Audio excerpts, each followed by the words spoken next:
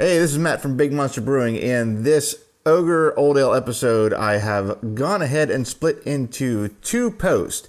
Once we get past the brewing and pitching the yeast, we go ahead and start propagating more yeast in case we need it. And that process is not only lengthier than stuff we've done before, but it's also something that is a kind of a hard starting point to the second half of this beer. So I thought it was worth putting into two in case anyone ever wants to refer back to that yeast portion in the future. It'll be much easier to find, and it's going to keep the episodes at their average length, which varies a lot. So now I've made this long introduction to introduce the introduction of the show and ended up making this even longer. I'm Matt from Big Monster Brewing. Today we are making an old ale, and I'm going to call this one Ogre. I don't know if Ogre is actually the oldest big monster that I'm going to name a brew after, but I just kind of liked how that sounded, Ogre Old Ale. So it's up right now. Every animal in this house is against me. Every one of them. So an old ale, I don't think it's a style that many people think of when they go out and have a beer. When you go out with your buddies to a tap room, to a beer house, to a brewery, wherever you go, and you ask your group, hey, can I get you something? People say, grab me the IPA, grab me a lager, grab me the triple sour Berliner Weiss with the charred hops if one of your friends is a hipster. Not many people say, see if they have an old ale, which is a shame. And I think that really comes down to availability. I have seen two old ales at two breweries in the past 4 months, maybe 6 months. We'll say 4 months on the short side. And one was in Columbus, Ohio, so I had to go out of state for it. The other one was here in Central Florida in Winter Garden, not in Orlando, but there was one there. And again, another shame of it is that every time I've had it, it's been a fantastic beer. You don't get many malt forward beers that are super complex. There's a lot of beers that feature the malts more than the hops. There's a lot of beers that feature the yeast more than the hops or even the malts. But a very complex malty beer doesn't appear that much. That's why this one is very important for me to get right eventually. Not today. Nope. Nope. I don't think or have any expectations that this beer, this recipe that I'm going to make right now is going to be my final old ale and the one that I might enter into competition for a different reason, which I'll get to in a minute.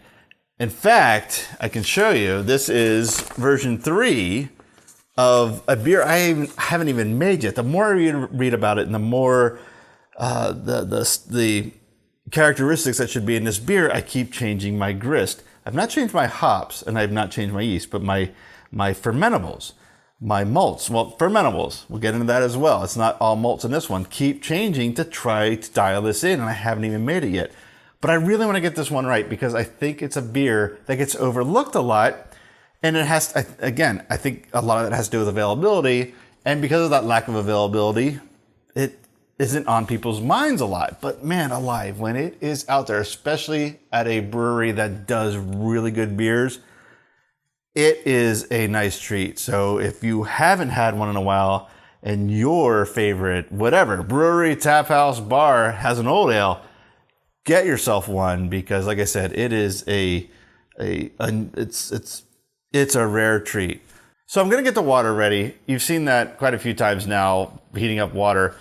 The only new thing here is that it's 3.05 gallons of water, and I only have a 3-gallon boil pot. So I'm going to be using 2 pots to heat up water. I'll take a shot of it after we talk about the grist. I really want to talk about the malts because that is something we don't talk a lot about on this show, and you don't hear a lot about in beers. You hear a lot about beers that feature certain hops, or if you're into German beers, particularly Hefeweizens, you think a lot about the yeast. This beer is all about the malt, so we're going to talk about that right now. We've got a lot to talk about in terms of malt, so let's get started. Starting with this one. Okay, that's base malt. Let's see if we can get a better shot there. That is 3.8 pounds of two-row. Simple base malt. We're going to extract most of the sugars from it. It's a nice clean malt, sweet, of course. And there's a lot of it, like I said, 3.8 pounds. That's more, I think, than any other grain bill total for any of the beers we've done so far. I hadn't mentioned, this is going to be the biggest beer, I think, in all the 10 I'm going to do. It's going to be like about, so we're hoping it's going to be about 7.3, 7.4% alcohol. And that's part of the characteristics of an old ale. So we want to make sure we can get that right, or at least try to. So base malt. Now, an old ale, that is not only complex in flavor, but it kind of has a unique color. So let's take a better look here. So this is 40L, Crystal 40L. It's going to add a little bit of caramel flavor to that complexity, but moreover, it's going to give a nice red base for this to work with. We're going to actually build on that. We're going to build on the caramel flavor and going to build on that red base. An old ale kind of has like a dark mahogany color. It's really unique if it's done right.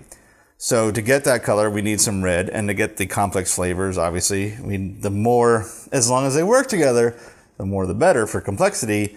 And this 40L is going to give us the color and then give us that a little bit of caramel base to work on. But more on the caramel and flavoring is actually going to come from our next edition. And that I didn't mention it's 3.5 ounces of 40 Crystal L. This is 1 full ounce of Crystal 120L. This is going to add a lot to the color. Even more so, it's going to add that really heavy caramel taste to this. That is the primary taste of a good old ale, in my experience, should be that caramel. A lot of it is going to drive from this. That 40L is going to add a little bit, but most of it's going to come from this 120L, and we're going to start to darken up that red hue and get towards that mahogany. In fact, this table, ironically, is not far from the color I'm trying to achieve. But let's move on. So now we're going to start building some complexity and flavors. This is Special B malt, and it's 0.6 ounces. We're going to get more caramel. We're going to add a little depth to that caramel, but this is also going to add some raisin and plum tones as well, which with that sweet caramel should work really well, especially if it comes out. As you can already see, if you've been following along in the numbers, we're dropping in the amount of each malt we're putting in to, again, make it a little more subtle flavors on here to make it a bit more complex. And complex is the only word I know, so I'm probably going to say it at least 2 more times because we have 2 more malts here, or fermentables actually, because the last one, well, no spoiler, we're not there yet. Okay. This is chocolate malt. This is 0.5 ounce of chocolate malt, half ounce in other words. And as the name suggests, it's going to add a little bit of chocolate. It's also going to add a little bit of roast and a little bit of coffee, but hopefully not too much. This is the only one I'm really worried about. I'm not sure if this is too much. I don't know that it can be too little when you only want a hint of it. Well, I guess if you want a hint of it and it's too little, that's going to be a problem. My original, this was more than double in my original recipe, which has nothing to do with Kentucky Fried Chicken. And I've toned it down, or scaled it down quite a bit. This is the lowest it's been in all 3 versions, and I think it's a good place to start. Again, no real, what's the word I'm looking for, expectations. This is going to be my final old ale recipe, but I think it's a good start. And then finally, I've been saying fermentables, or when I remember to, because this is dark brown sugar, which you obviously know is not a malt. Now, technically, this is going to go in the boil, but it's a fermentable. We're going to throw this in the last 10 minutes or so. I think the last 10 minutes of the boil is where we're going to go with. Maybe 15 to kind of drive it in there a little bit harder. We'll decide. Actually, you know what? Maybe I'll split the two. I'll do it 12 and a half if I remember. And this is 0.4 ounces of dark brown sugar. This is going to kind of accentuate and punch up everything else that's in here. It's going to add some to the caramel by adding that molasses flavor. And it's kind of got a fruitiness to it when it's added into a boil and added as a fermentable. That's going to add to the plum and raisin that the Special B brings as well. On top of that, once the sugar ferments out, which it'll be incorporated well into, by adding it to the boil, well into the wort, when these sugars are fermented out, they produce a little more of kind of a rum-like alcohol flavor. So that should really, really add to this overall flavor if everything works out. So, like I said, I am not in any expectation of this being my final old ale recipe, but I am hoping at the very least that this ends up being one that I'm willing to submit to competition to get a couple experienced opinions on as far as their the judging. That's about the best hope I have for this. If there's more, if I really like it and it turns out being an old ale I go back to, great. It's really anything beyond having a beer good enough to give to someone to judge, again, a trained palate to judge. That's really my goal here. But we'll see if I can get there. We can't get there without actually making the beer, so let's get to it. So here's the water, and like I explained earlier, I had to split it between 2 pots because it's more than 3 gallons. So obviously this one is going to heat up faster than this one because there's less water, but I'll just throw a lid on it when it gets there. We're looking for about 159, 160. That should get us down to our mash and rest temperature. So I think I have just enough time to go mill the grains before this one gets there, and then we wait for this one. So I did mill the grains. I don't know if I ever took a shot for comparison to kind of illustrate what this looks like. From my vantage point, it's not really coming out that well on camera. This is a lot more full than it usually is, and that's because there's basically an extra pound of grain in there. And it was double milled, as it always is. And that with all that water I'm putting in, I'm pretty sure there's enough room. I'm not worried about that, but I think I'm going to let this rest for an extra 15 minutes to make sure we have full conversion of everything. I know we're going to have good enough conversion probably within 20 minutes. It doesn't take long to get starches to begin to convert to fermentable sugars, but I want to make sure we get everything out of this huge amount of malt. So I'm probably going to let it sit for about 75 minutes altogether, just to be sure. Look at that. I would love to say I'm not good, but I'm not. I am just lucky for once. We're mashed in, and I just took a temperature. It is 153.2, so I need to seal this up, but I did want to take a shot of this. I think you can tell, as opposed to past episodes, that is a huge amount of liquid for what's ultimately going to be 1 gallon of beer. So this is definitely, hopefully, again, if everything works out, going to be the biggest beer we've made in this run of episodes.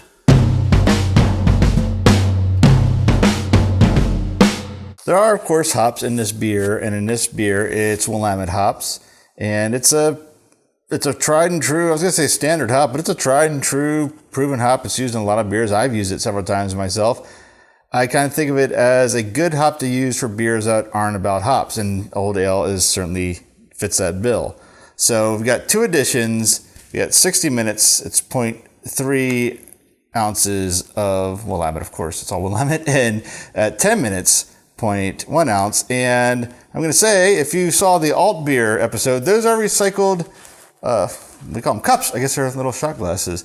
So those are definitely being used again. And I'm going to use that for the 15-minute edition of the Warflock tablet that I still have to break a piece off of. So finally, after all these beers, realized I could use these cups over again. We've seen the malt, we've seen the hops, we've even seen the water. The last thing to talk about is the yeast. And this is my last 2 vials of Y yeast strain. Is it Irish Ale? I think it's Irish Ale 1728. And I didn't do a series on these. These are vials I did before started making these videos. I didn't get as big a yield on these vials or the entire yeast propagation as I did other ones that you've seen. So I'm going to use both. And I'm also going to, later tonight actually, I have a really healthy yeast slant of this yeast. So I'm also going to start propagating that. So I might be doing a second pitch when all's said and done, because I'm not quite sure I have enough viable yeast to eat all those sugars. But if I make a very, very small yeast starter from a slant, I should in 2 or 3 days have enough to add to it. So we'll start with these, but I think we're going to add some, and I'll document that in this particular episode as I go, and we'll see if we end up using it or not. Well, the good news is we're back outside for once, which is actually really good news. This is going to be a 90-minute boil. Bad news is sun's already going down, so I'm not quite sure how all this footage is going to come out, but we'll get our best shot. You're going to come? No, you're not. Okay, didn't even get the question out. So you're not going to come in and help me brew? This one I really can't take my eye off of, as you can see. Actually, there's a better look at it. We don't have much, what is that, overhead, open space, headroom, that's it. We don't have much headroom for any kind of beginnings of a boil over. So if it does if those hot break proteins start to rise, I need to just lift this right off and let them drop down. Still watching like a hawk. Those are some neat clouds. Almost missed it, but got my eye on it again now. So hot break is at its height, and I guess the boil's almost rolling. So I'm gonna give it a couple minutes to see how this settles out, make sure I'm a boil over, and then I'm going to start that 90-minute timer. All right, I think we're at a safe point now. Hop break is almost all gone. I don't think we're going to have much more chance of a boil over, but I'm going to keep an eye on it. But I will now start the 90 minutes, and in 29 minutes and 56 seconds, I'll add the first boil addition. All right, that is an hour start. And there goes in the 60-minute Willamette. It's getting breezy again, so I grabbed these keg coolers because they're already out here and they're convenient to try to block the breeze to keep the flame from going down and blown out, but it's kind of sort of helping. All right, there goes the 15-minute Whirlflock Nugget. And here goes the 12.5-minute brown sugar. Dark brown sugar. Pardon me. And the last addition, Willamette at 10 minutes. In these last few minutes of the boil, I cranked up the gas just a bit to kind of make up for some breeze gusts. It doesn't sound right. Strong breezes we had. That kind of knocked the vigorousness of the boil down. I don't know if it's really going to help all that much in the end, but I thought it was worth a shot. All right, that's it for this one. So let's turn her off. And make sure that valve's closed. All right, we'll get it inside to the ice bath.